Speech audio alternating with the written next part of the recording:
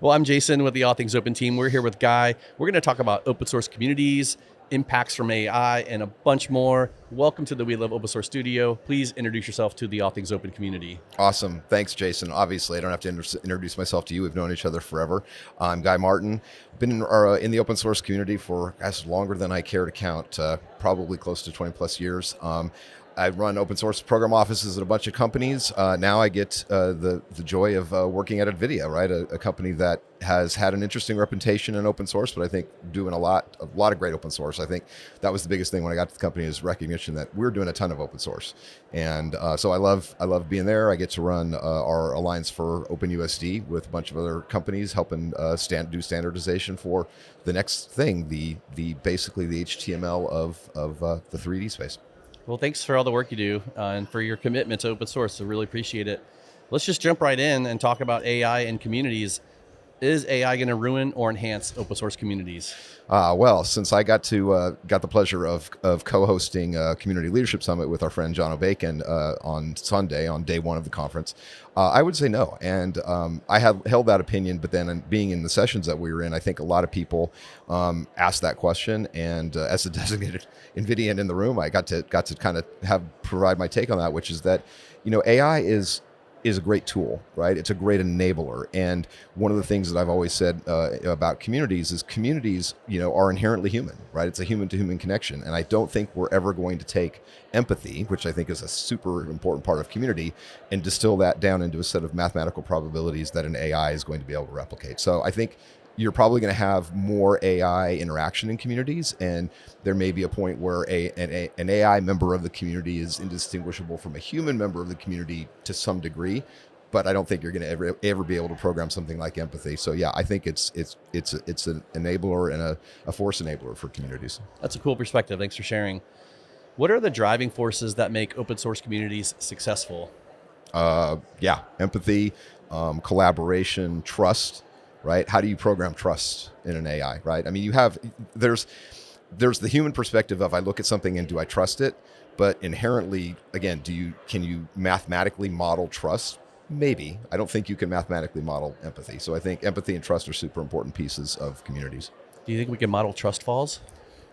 Well, I mean, you could model the physics of a trust fall. I don't think you could model the trust you have in your fellow community members. So, Jason, if they replace you with an AI for the next one of these things, then I don't know if that'll work. All right, we'll have to we'll see what we get there. All right, outside of artificial intelligence, what existing or emerging technologies should we be talking about?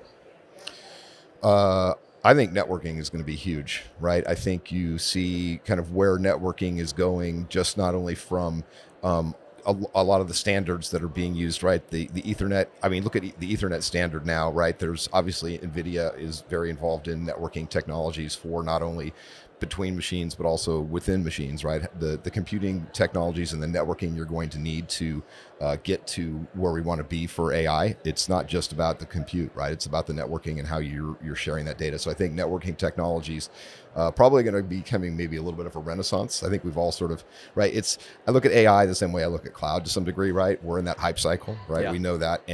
And cloud was in that hype cycle and kind of settled down. And then, we still have to worry about networking. We still have to worry about storage. And so I think for me, networking is going to be a big one. Cool. That's a really cool take. What can people do now to prepare themselves for this AI future? I think the biggest thing is recognizing that I think our CEO, Jensen Huang, said it really well when he said that don't be worried about AI coming for your job. Be worried about the person who understands and can utilize AI effectively coming for your job, right? I mean, I think, there's a lot of things that we do that are, there was a big push at one point for automation. How much can we do that's make things automatable? I think AI is in some ways the same, right? How do you figure out what thing that you're doing that AI could help you with? And then that frees you up to pursue other things, right? I think you're going to see also a lot of, there's the quote unquote death of computer science degree because of AI. I don't think that's going to happen. I do think the idea of a multidisciplinary degree where you maybe have the computer science and biology, or, I think our education system is going to have to change at some point so that people get they're not so narrowly focused, because with AI, you have the ability to do a lot of research. You have the ability to go find out things, medical or whatever. So there's going to be more need for people, I think, that will understand both the technology side and also other domains that aren't necessarily, directly related to computer science. Sounds good.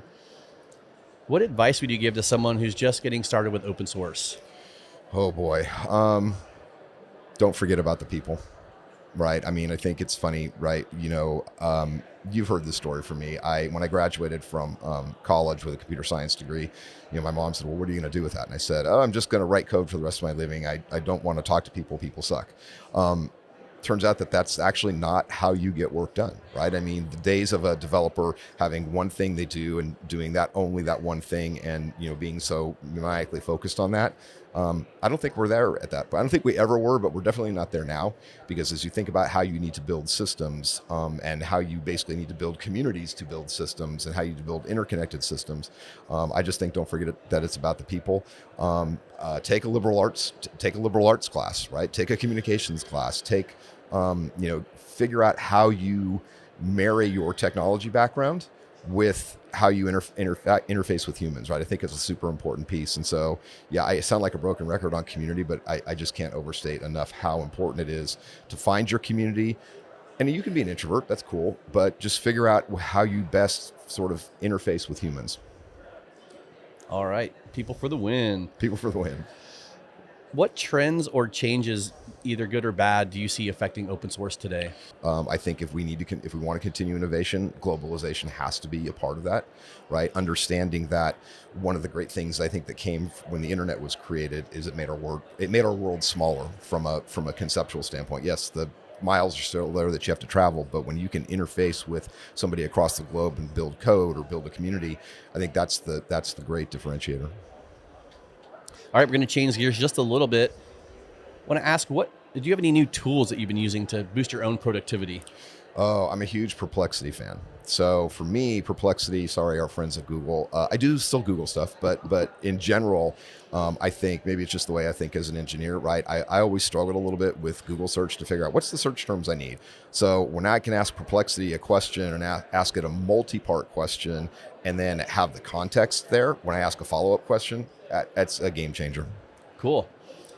Do you have a tip, best practice, or any career advice that you could share with the All Things Open community? Come to conferences like this. Shout out Todd.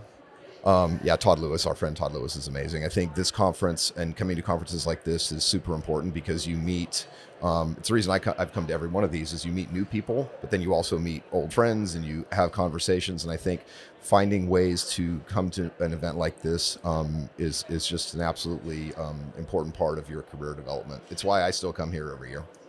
All right. Is there anything else you want to add? No, I think we're good. Thanks, all right, Jason. Then are you ready for the hot fix minute? Oh man, the hot fix. I don't know. Am I ready? I gave for you this? an out and you just walked right back in. I just walked right back into it. All right, these are fun. Cool. Linux, Mac, or Windows? Mac. Books, movies, or podcasts? Movies. Pizza, salad, or tacos? Tacos. Rock, country, or hip hop? Rock. Star Wars, Star Trek, or stargazing? Oh God. Star Trek. Android or iPhone? iPhone. ChatGPT, Claude, or Gemini? Or Perplexity? Perplexity. Well, no. Okay. ChatGPT. Okay. With Perplexity. And the last question, the future of AI will be a bunch of helper bots or a robot takeover? Helper bots. All right. You survived the hot fix minute. Hot fix minute. Thanks for your time today, guy. We really appreciate it. Awesome. Thanks for having me, Jason. And thanks for being a huge supporter of All Things Open. Yeah, you bet. Thank you. Go, Todd.